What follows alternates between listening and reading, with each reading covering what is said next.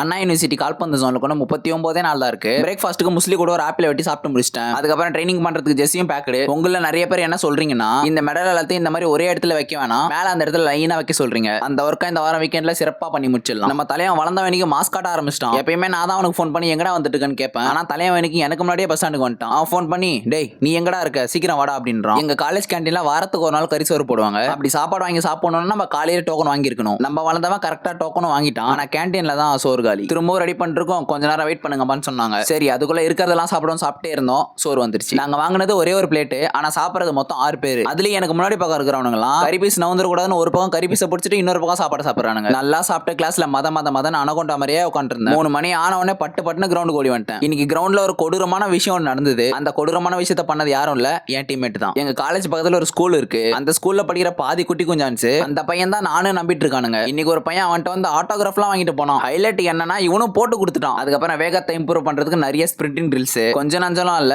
நிறைய ட்ரில்ஸ் பண்ணோம். அப்புறம் மேட்ச் ஆரம்பிச்ச உடனே ஒரு நல்ல பால், அதை வாலியா கன்வெர்ட் பண்ணிடலாம்னு பார்த்தேன், ஆனா அவுட் ஆஃப் போஸ்ட். அதுக்கப்புறம் ஆஸ் யூஷுவல் ஃபுல்லா மேட்ச் தான் ஆடிட்டு இருந்தோம். சிஎம் டிராஃபிக் டேட்டும் ஜோனுக்கு டேட்டும் கிட்ட நெருங்கி வந்துருச்சு. ஸோ இன்னும் நிறைய ட்ரைனிங் பண்ணோம். அதுக்கப்புறம் மேட்ச் எல்லாம் முடிச்சுட்டு ப்ரே பண்ணிட்டு வீட்டுக்கு வந்துட்டு சாப்பிட்டு ஆரம்பிச்சுக்கிட்டேன்.